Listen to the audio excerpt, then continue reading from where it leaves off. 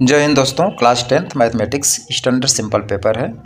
इसका set first है। इसका कोड दिया गया 30/S/1 दिया गया है।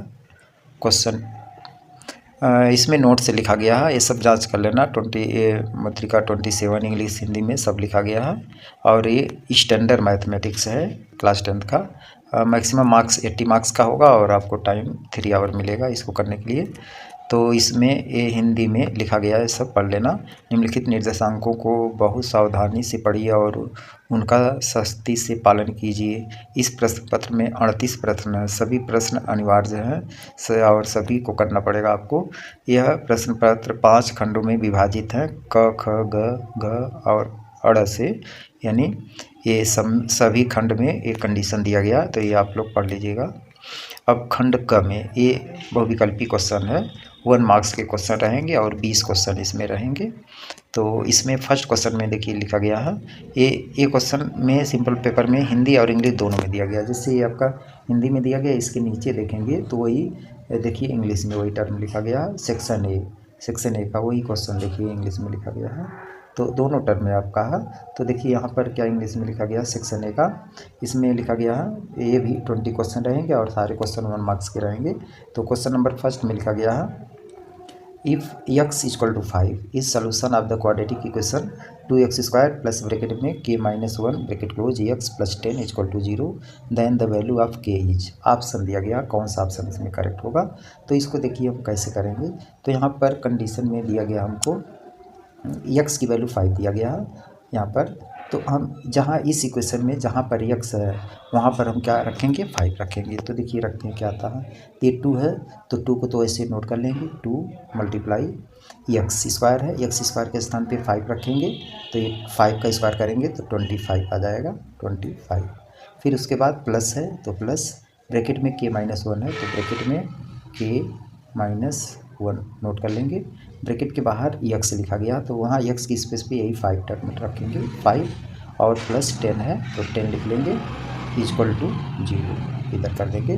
अब देखिए इसको हल करेंगे तो इधर 2 का 25 में मल्टीप्लाई करेंगे तो ये 50 आ जाएगा। इधर हमारा 10 है तो 10 और 50 ऐड करेंगे 60 आएगा।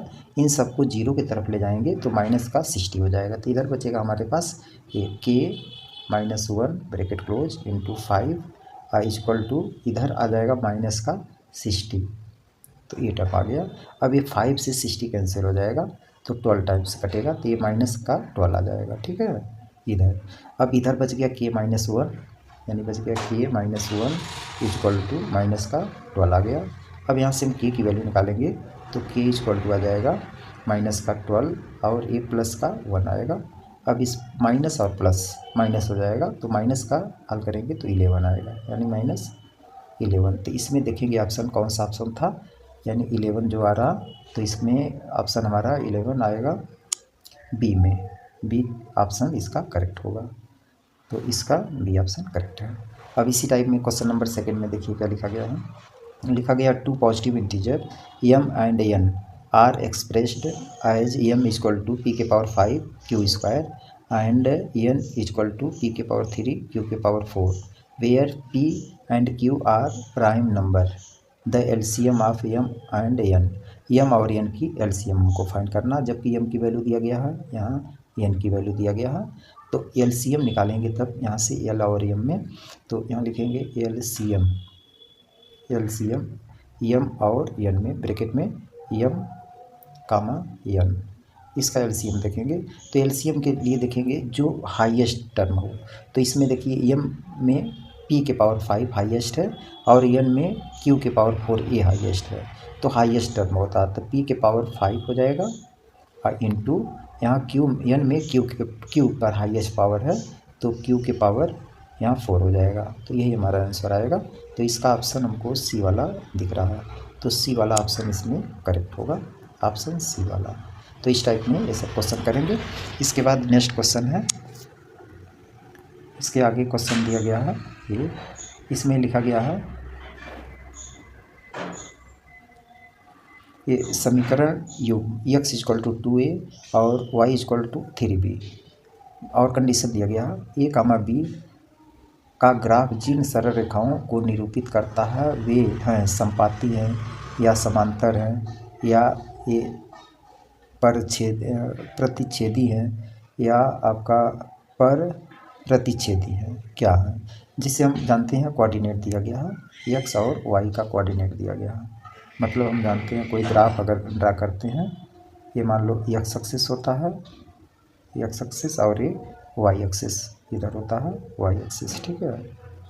तो अब जो है इसमें पॉइंट हमको दिया गया है, एक्स की वैल्यू 2a दिया गया है। एक्स पे अगर हम 2a चलते हैं, यहाँ से पॉजिटिव में इधर पॉइंट चलेंगे, मतलब यहाँ पर पॉइंट चलते हैं 2a, ये 2a हो गया, 2a है।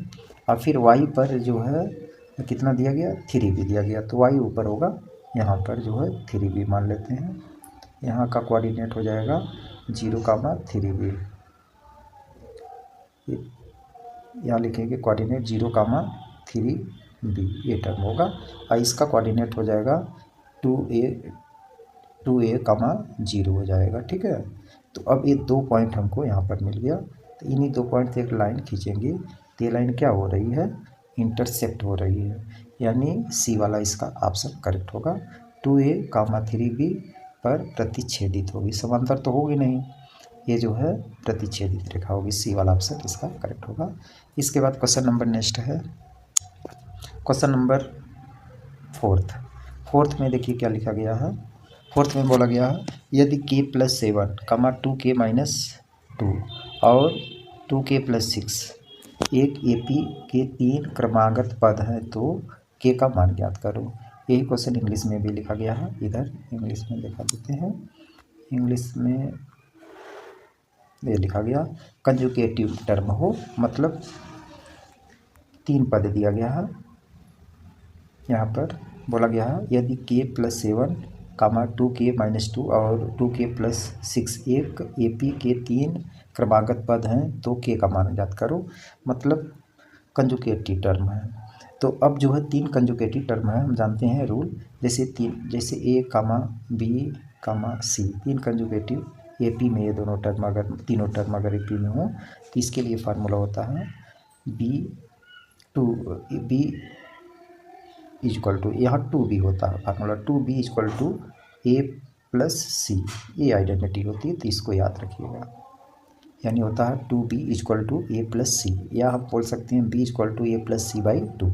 तो इसी कंडीशन पे हम ये टर्म को रखेंगे। तो देखिए अब रख रहे हैं तो क्या आएगा, तो यहाँ से b 2b होता है, तो 2 तो ऐसे हम नोट कर लेते हैं, पहले 2 को ऐसे नोट कर लेते हैं, मल्टीप्लाई b की वैल्यू 2k-2 है, तो यहाँ लिखेंगे 2k-2 bracket close equal to क्या होता था A+C, ए की वैल्यू k+7 है, तो k+7 A+C की वैल्यू है 2k+6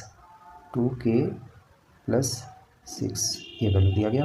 अब इस 2 का इसके अंदर मल्टीप्लाई करेंगे, तो 2 का 2 में करेंगे तो 4k आएगा, यानी 4k, फिर 2 का -2 में करेंगे तो -4 और इक्वल टू इधर हमारा बच गया ये k, और यहाँ k है, यहाँ 2k है, तो 3k आ जाएगा, 3k और 6 और 7 13 प्लस का इधर 13 हो गया, ठीक है। अब k को हम इधर लाएंगे तो यहाँ 3k है और इधर 4k है, तो माइनस करेंगे तो बचेगा k बचेगा, तो यहाँ से आ जाएगा k इक्वल टू इधर 13 है, तो a इक्वल टू 13 और इधर माइनस का 4 है, तो इधर जाएगा तो प्लस का 4 हो जाएगा।